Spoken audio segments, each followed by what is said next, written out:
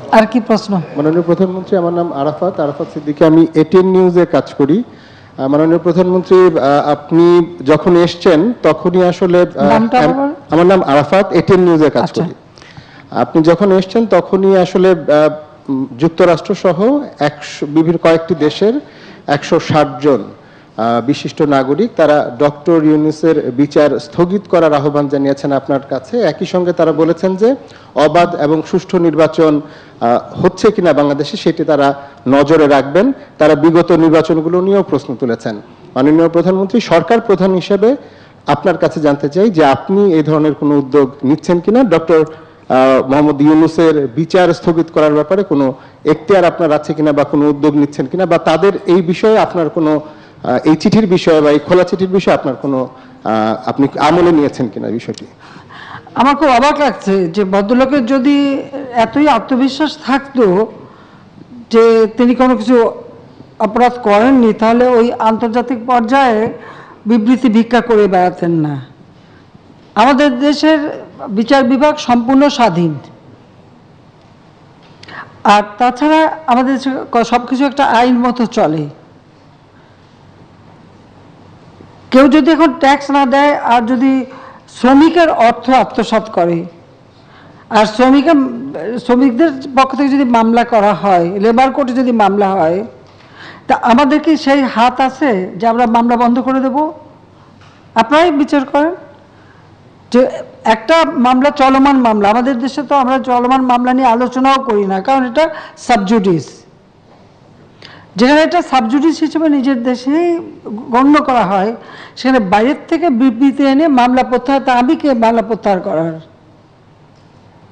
এখানে আমার কোন অধিকারটা আছে আপনারাই বলেন। সে পাওয়াটা দিয়েছেন আমাকে। জুডিশিয়ারি তো সম্পূর্ণ স্বাধীন। একটা দেশ যখন চলে, এখানে জুডিশিয়ারি, এখানে আমাদের লেজিসলেটিভ এবং এক্সিকিউটিভ, এই তিনটা অঙ্গ একসাথে চলে, কিন্তু একটা আরেকটার প্রতি হস্তক্ষেপ আমরা করতে পারি না। তিনি কি করেছেন, যারা এই বিবৃতি দিয়েছে আমি তাদেরকে আহ্বান করি তারা এক্সপার্ট পাঠাক, তাদের যদি আদর দরদ থাকে তারা লয়ার পাঠাক, এবং যার বিরুদ্ধে মামলা তার সমস্ত দলিল দস্তাবেজ তারা খতিয়ে দেখুক, তারাই এসে দেখুক যে সেখানে কোনো অন্যায় আছে কি না। আমি তাদেরকে সেই আহ্বান জানাচ্ছি, তারা এসে নিজেরা দেখুন।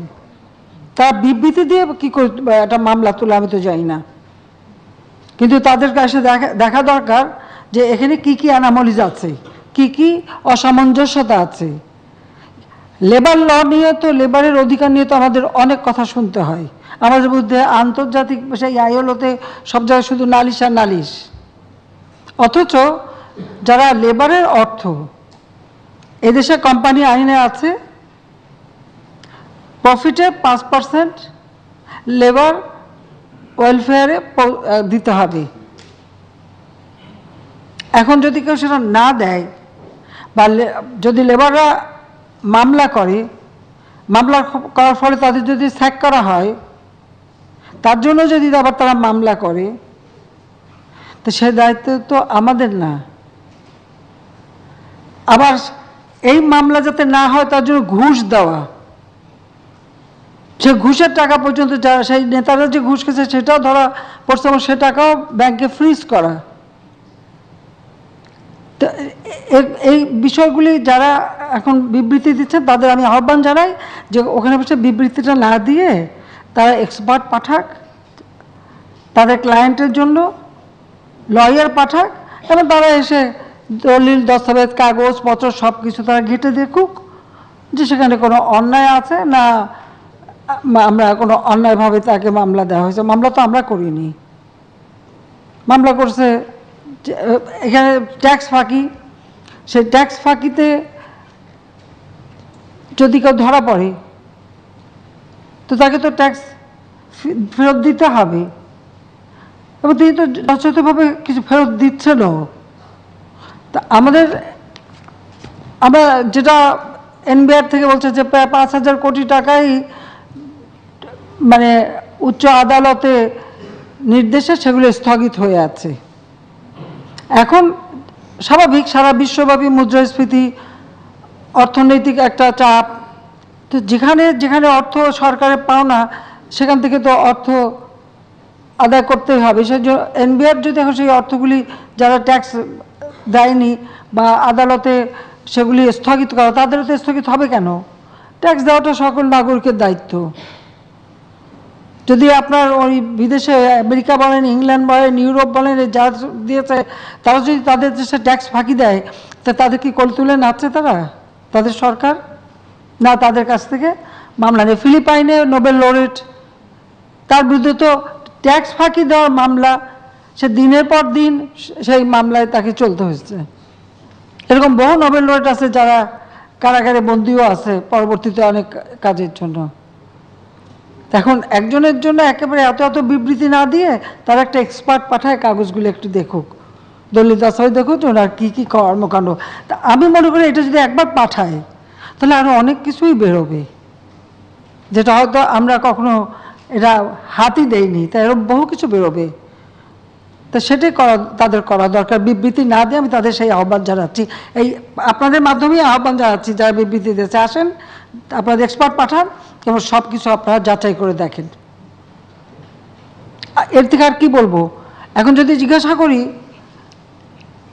আমাদের তো ব্যাংক অনেকগুলি, ব্যাংকে এমডি চাকরি করে, একজন ব্যাংকের এমডি, আর ব্যাংকটা কিন্তু সরকারি, এটা কিন্তু মানে সরকারি স্ট্যাটিউটরি বডি, গ্রামীণ ব্যাংক, তার এমডি বেতন তুলতেন সরকারি বেতন।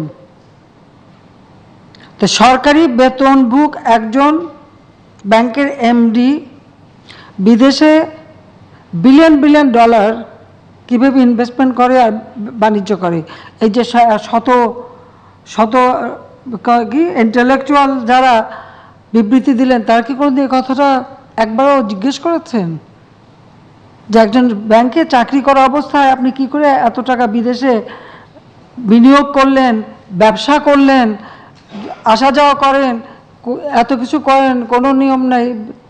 এ ব্যাপারে কি কেউ খোঁজ নিয়েছে যে কোত্থেকে টাকাটা আসলো, টাকাটা পেলো কোথায়, কীভাবে এই টাকাটা উপার্জন করলো? সে কথা কি কেউ আপনারাও কি কখনো জিজ্ঞেস করছেন? করেননি? হ্যাঁ বলেন, করেন। এরকম যদি আমাদের কেউ একটা রাজনীতিবিদ করতো তাহলে কি করতেন? লিখতে লিখতে তো কলম টলম সবার শেষ হয়ে যেত। তো কেন করেননি? দুর্নীতি খুঁজে বেড়াচ্ছেন সবাই, দুর্নীতির বিরুদ্ধে অভিযান করতে বলছেন। দুর্নীতিবাজ ধরা পড়লে যদি পছন্দের হয় তার কোনো দোষ নাই, অপছন্দের হলে তারে ভালো করে আচ্ছা মতো মানে এই তো অবস্থা আমাদের। তা আমি এটা আহ্বান করব, আমার এখানে বলার কিছু নেই, যে তারা নিজেরা এক্সপার্ট পাঠাবে, সমস্ত দলিল দস্তাবেজ দেখবেন এবং তারাই বিচার করে যাক যেখানে কোনো অপরাধ আছে কি না, বাস্তব কথা। আর নয়তো আমাদের দেশে আইন আছে, আদালত আছে, আমার লেবার ল আছে, লেবার কোর্ট আছে, law will take its own course.